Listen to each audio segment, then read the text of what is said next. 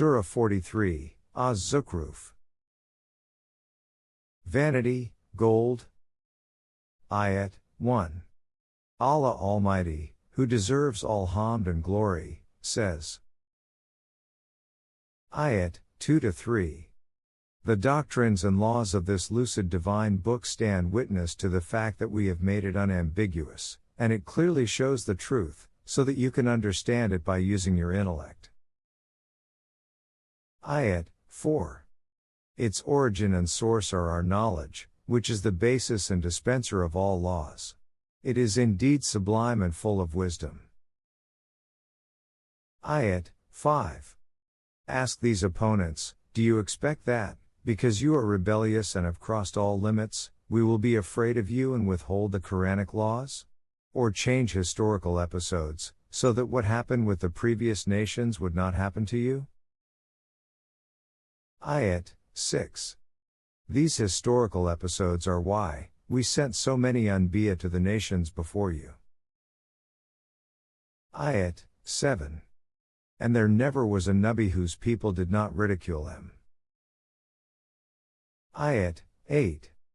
So our law of Mukafat destroyed those nations, even though the grip of those people was far stronger than that of your opponents. So whatever happened to them will also happen to these people.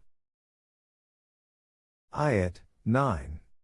If you ask them about the Creator of the heavens and the earth, they will surely say that it is Allah, that He wields full control and authority, and that He is all-knowing.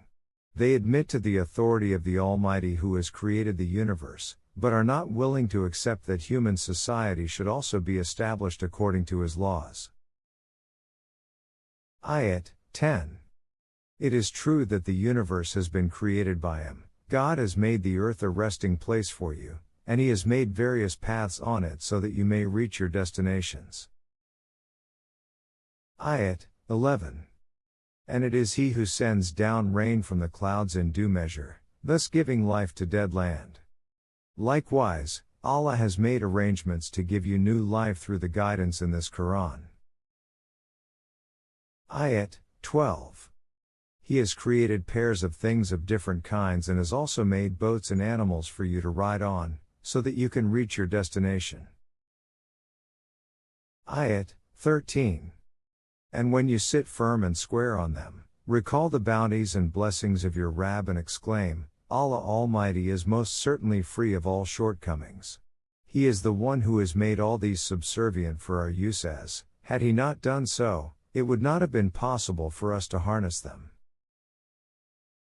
Ayat 14. Hence it should always be your conduct that every step you take should lead you to the path guided by Him. Ayat 15.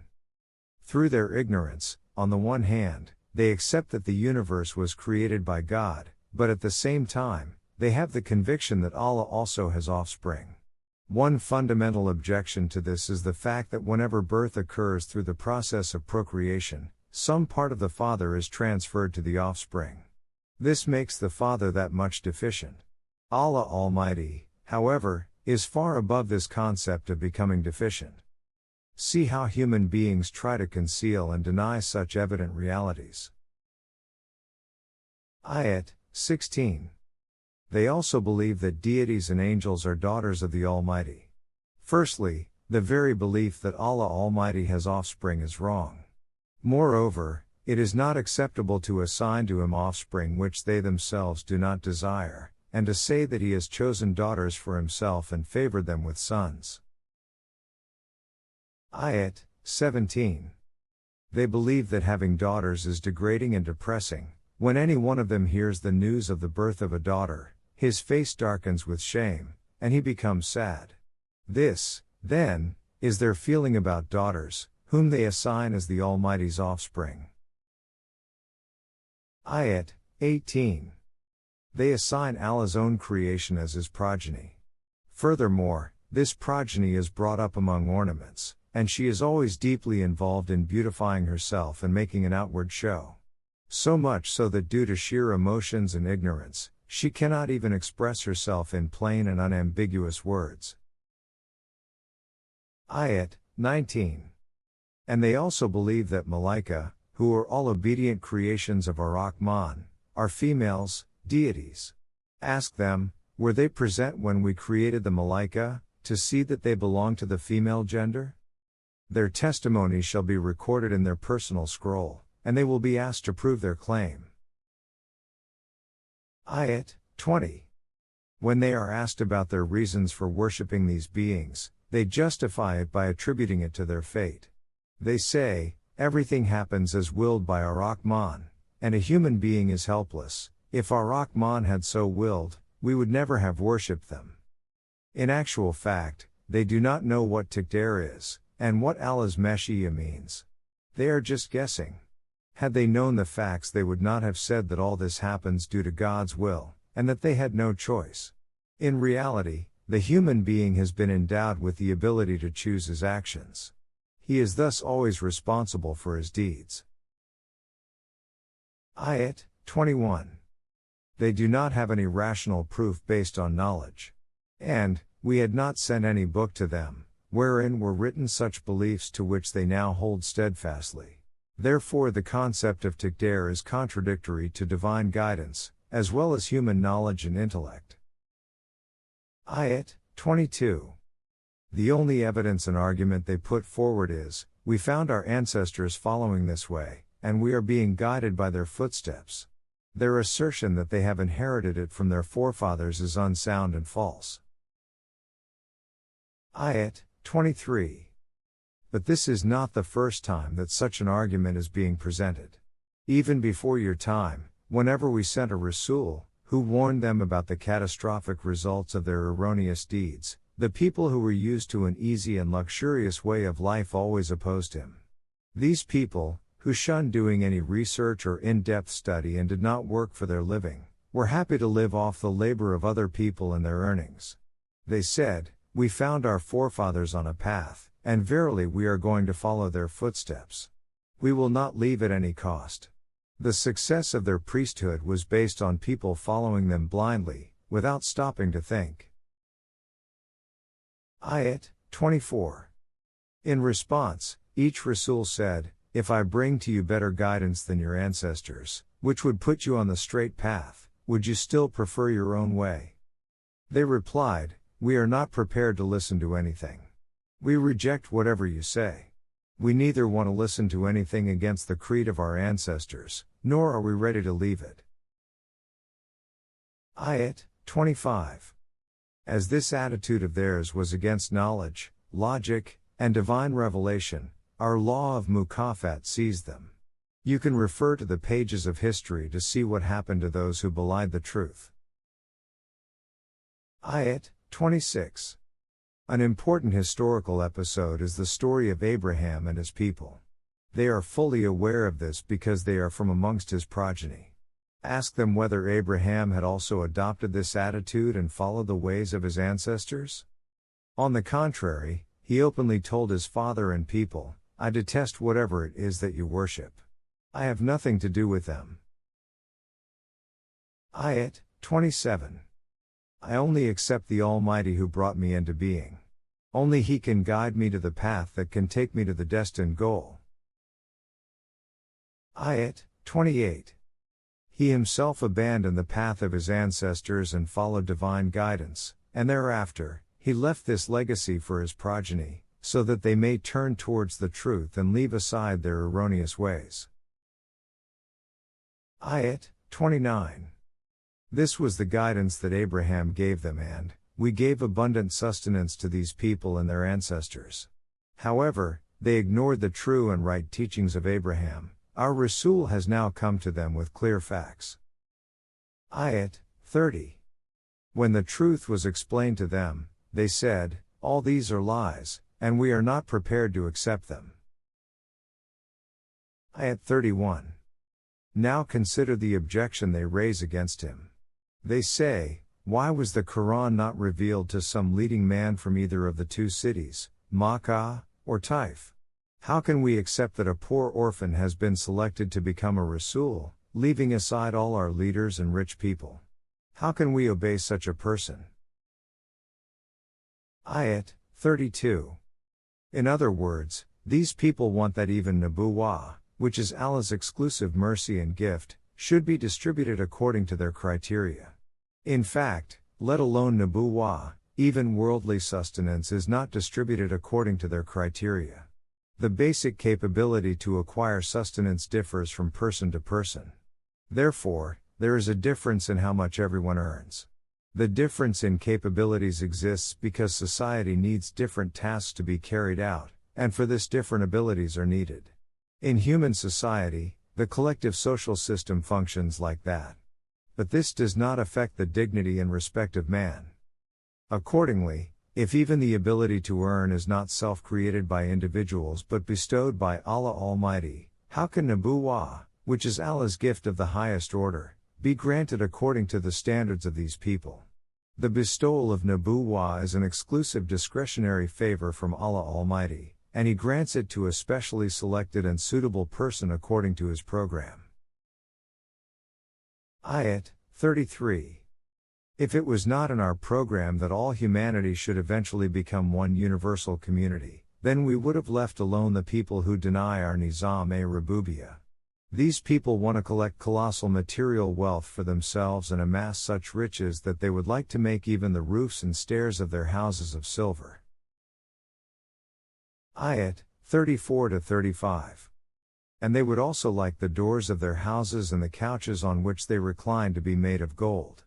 However, this gross difference between various sections of society would not have allowed humanity to become one brotherhood. It is for this reason that we continue to send such messages and create parties which raise their voices against unjust distribution of wealth. They also proclaim that the objective should not be comfort and luxury in this worldly life only but should also be happiness and success in the future world. This future objective can only be achieved if the human social system is subservient to the divine law and guidance. In this way, despite the fact that different people will have varying capabilities of earning, the whole of humanity can become one brotherhood. Ayat 36. However, most people turn away from this basic reality of life and, as soon as one person turns away from the concept of nizam-e-rububiyyah, people with a similarly rebellious attitude join him and become his intimate associates. Ayat 37. These companions obstruct such people from coming to the right path. They throw such a snare of deception around them, that they do not realize that they have gone astray, and they believe that they are on the right path. Ayat 38. And they do so until the time that the results of their erroneous deeds are manifested before them. Then they realize their error and say in utter disappointment, "Alas! How we wish there was a great divide between us and our companions." What evil companions they were! Besides themselves, they also ruined us. Ayat 39. They will be told, nothing can benefit you on this day. Since all of you committed zulm, injustice, collectively, all of you will suffer the chastisement together. Ayat 40. This then is the plight of these people. Firstly, they consider such gains to be the sole objective of this worldly life, and then they get companions who further incite them towards selfish ends. Therefore, O Rasul, can you make such deaf people hear, and show such blind men the right path? Who can guide to the right path the person who wants to keep himself in explicit error? Ayat 41. These people wish that you would depart from this world as soon as possible so that they may remain in peace. But they are under a wrong impression. The doom and destruction about which you are warning them will be the result of their own doing. It has nothing to do with your life or death. Therefore, even if you go away from this world, our sea is bound to face them. Ayat 42. And even if it occurs right in front of you, it will still be the result of their own doings. It will certainly happen according to our law of mukafat, which possesses power and strength to manifest its results. Ayat 43. Therefore, ignore what they say and follow whatever has been revealed to you. You are truly on the right path, and you are bound to reach the destination.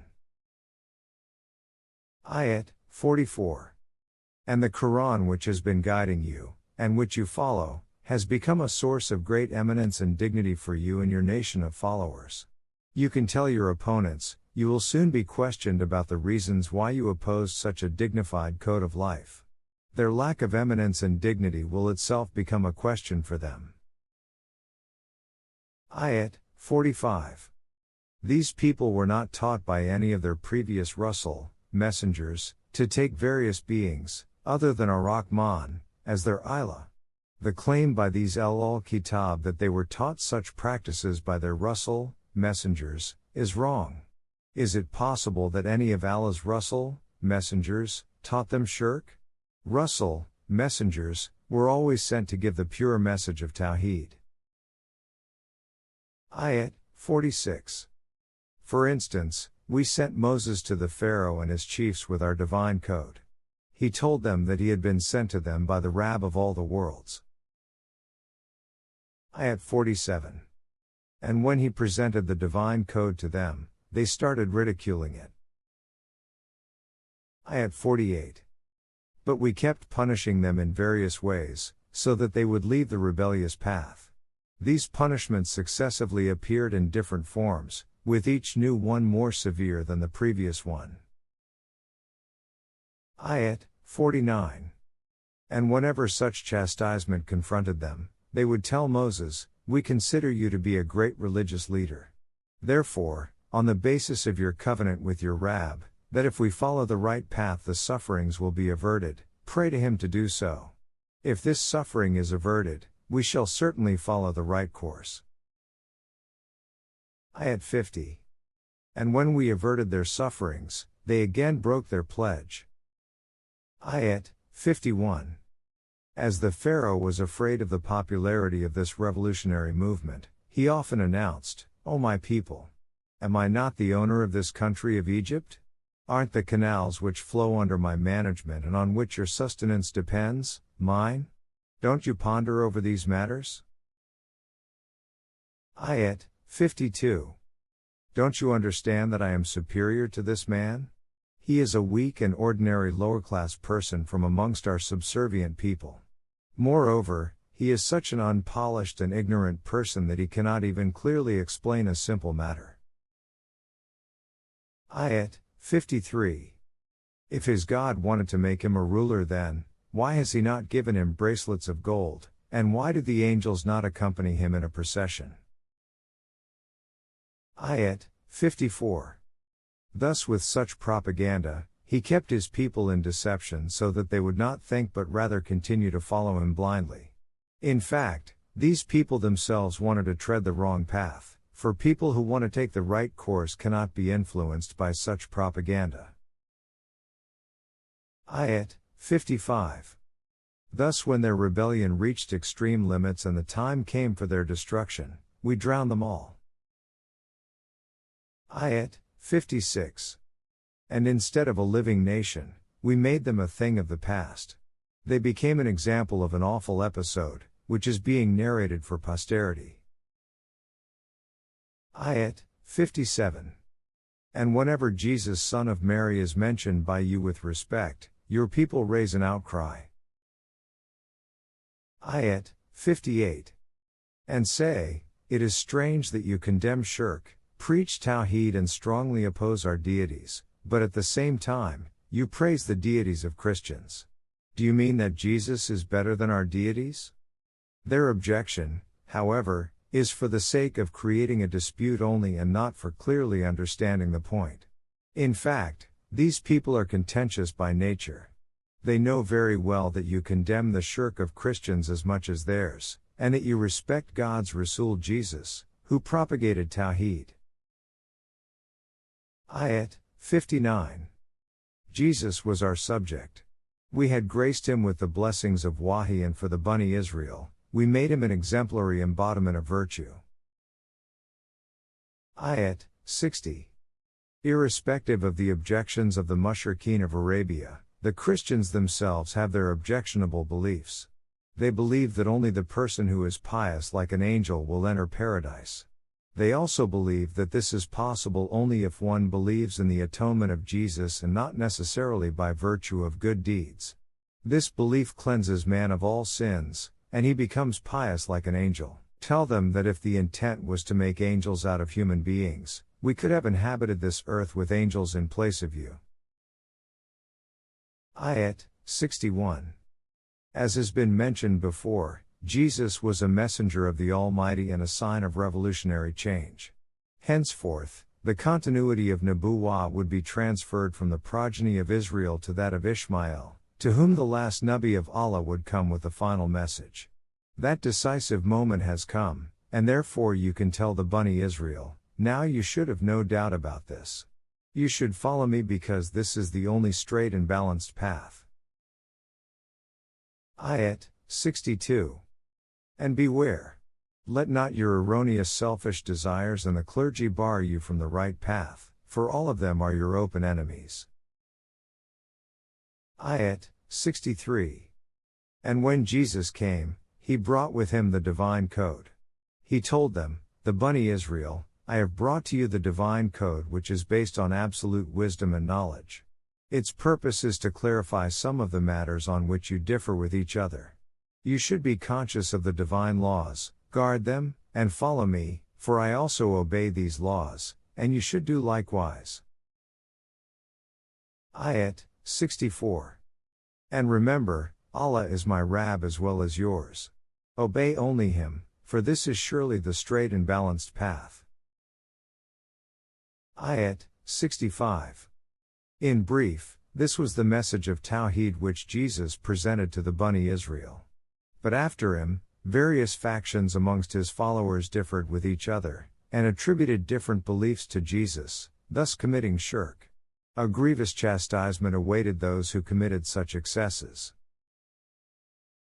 Ayat 66. Their main objection was that their deities were being condemned, whereas Jesus was not, but these people just did not listen to reason. They are waiting for that time, of the impending revolution, which will come upon them so suddenly, that they will be taken completely by surprise. Ayat 67. At that time all bonds of relationship will end, and friends will become each other's enemies. However, relationships of the Muttaqin, which are based on a common ideology, will remain intact, because in reality, this is the basis on which genuine bonds are formed. Ayat 68. They, the Muttaqin, will be told that they need not be apprehensive about the revolution. They have nothing to fear or be anxious about. Ayat 69. They are the people who believed in the truth of our laws and obeyed them completely. Ayat 70. They will be told, enter Jannah where, along with your companions, you will enjoy a wonderful life and rejoice with songs. Ayat 71. Golden platters and goblets will be passed around containing all kinds of eatables. They will get everything that their hearts desire, and all that which pleases their eyes will be available. They will be told, henceforth you will abide here. Ayat 72. This is the Jannah which you have earned as a result of your good deeds. Accordingly, there is no question of you losing it. Ayat 73. And here you shall have plenty of fruit to eat. Ayat 74. On the contrary, the guilty will be confined to the torment of Jahannam. Ayat 75. There shall be no relaxation in the severity of their suffering, and they will be in utter despair. It will be the worst kind of punishment. Ayat 76. And remember, this shall not be any excess against them. In fact, it will be the result of the zulm they had committed on themselves. Ayat 77. The punishment will be so severe that they will cry out and ask the custodian of Jahannam, beseech your Rabb to finish us once and for all so that we rid ourselves of this chastisement. However, they will be told that death does not occur there, and that they will have to stay there and suffer forever. Ayat 78. Allah will tell them, we sent towards you a divine code which was based on absolute truth, but most of you were averse to the truth and opposed it. This chastisement is the natural consequence of that opposition. Ayat 79.